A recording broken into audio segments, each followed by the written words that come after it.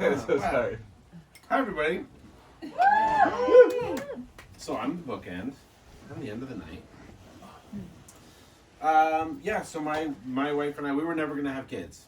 We decided. We were just like, not fuck kids, but just. I definitely didn't mean it like that. Stop. But we were just like, you know what? We're not there. We don't want to have kids, and we're there.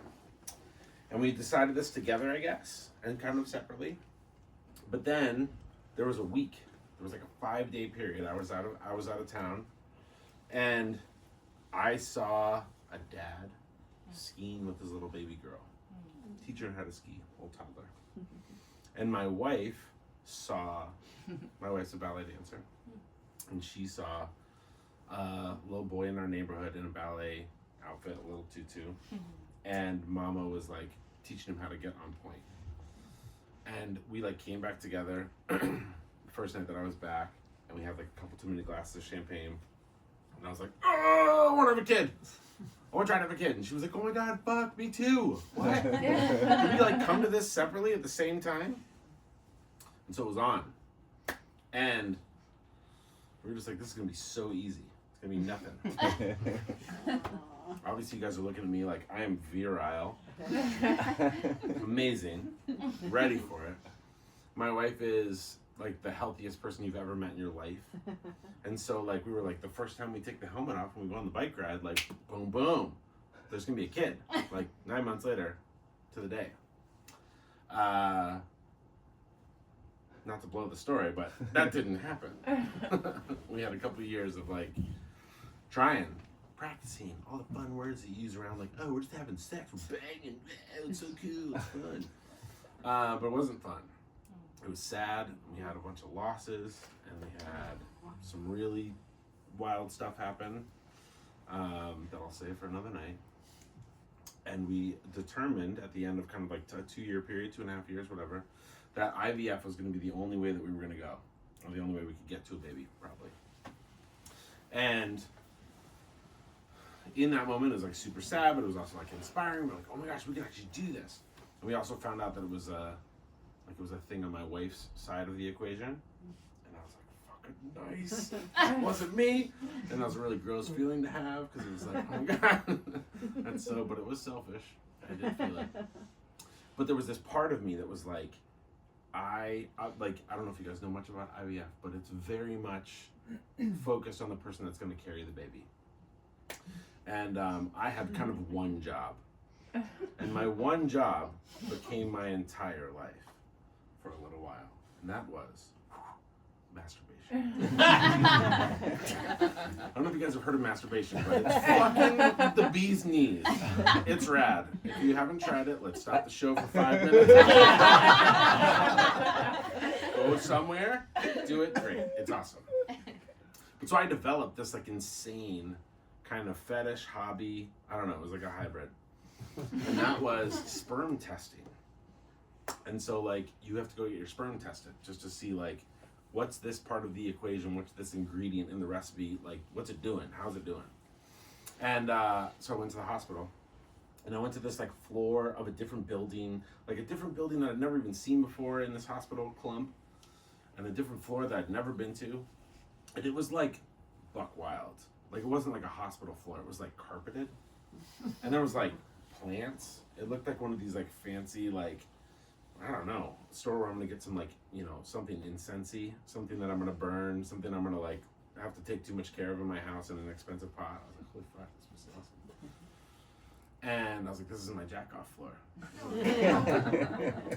And so I walk up to the front desk, and there are 6 people, not one, there are 6 people standing behind the desk, and there are 3 men, and there are 3 women, and all of them are upsettingly attractive.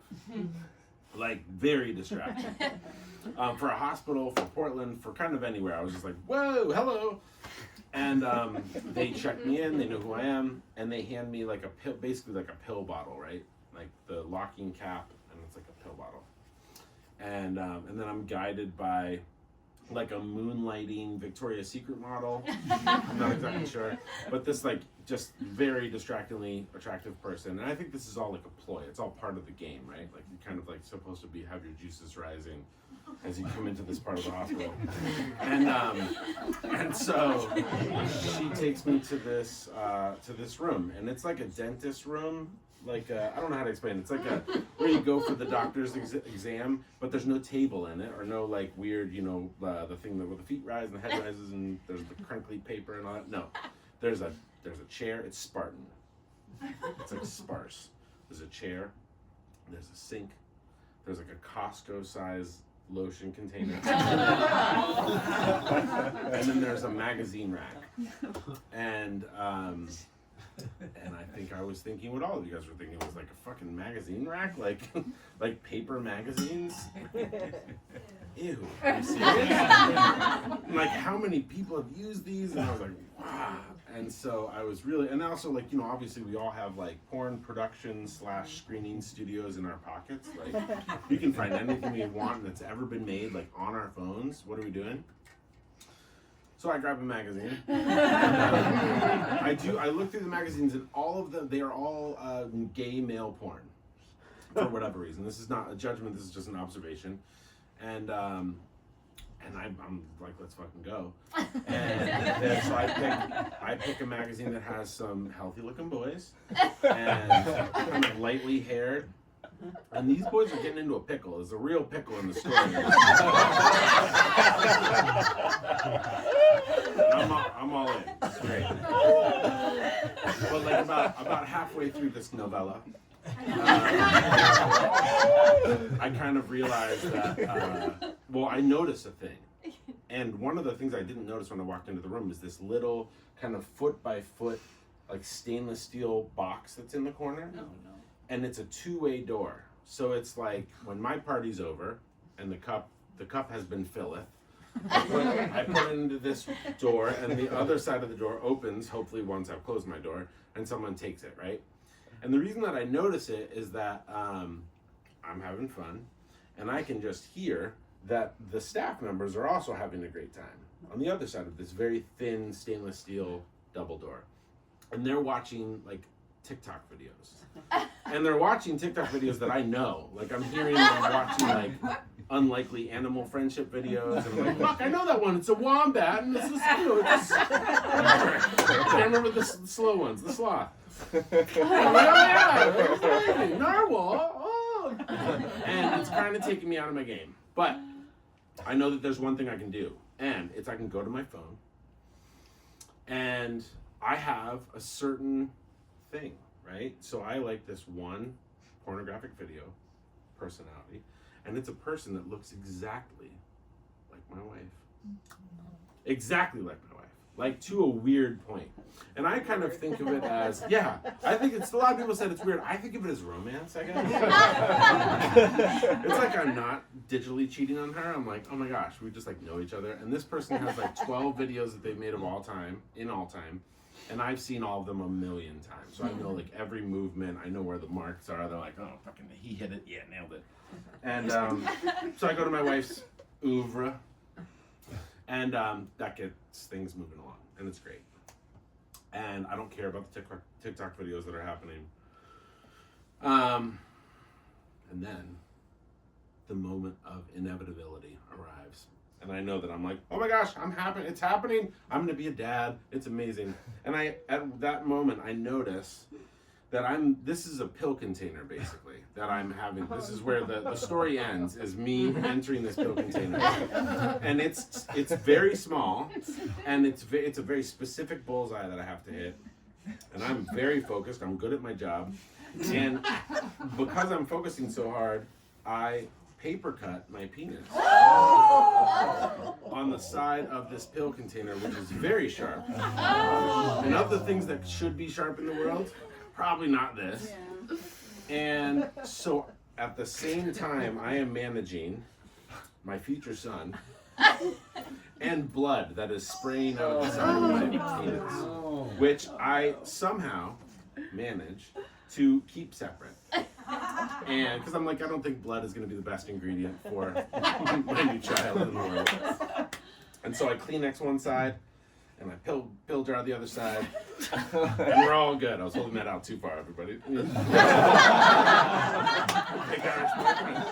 Holding it, yeah. And so I figure the two things out. I get them settled. I lock down my pill jar, and I open up my side of the experience here, and I deposit my sample. And I can hear that they've moved on to the hot people that are in the room, that are basically 11 inches away, have moved on to like recent SNL clips. Good for them.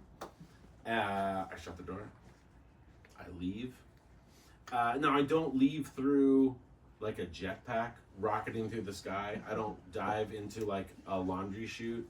I don't have a secret elevator. No, I fucking walk out past the 6 hot popular kids that I walked in, and they know exactly what I was doing in my little sin room. They know. And I'm just like, fuck, I don't know, this is terrible. But the second I push the down arrow on the elevator, I'm like, I fucking like this. I don't know what it is. It cost me like $250, but I like this. So a couple weeks later, I get the results back. And my boys are doing pretty good. I don't know. I don't have that much to improve upon. But I like feeling needed. I like feeling like I'm accomplishing a task. I like pleasuring myself. Let's be real. So a couple weeks later, I head back to the hospital. Like any hero. That's it.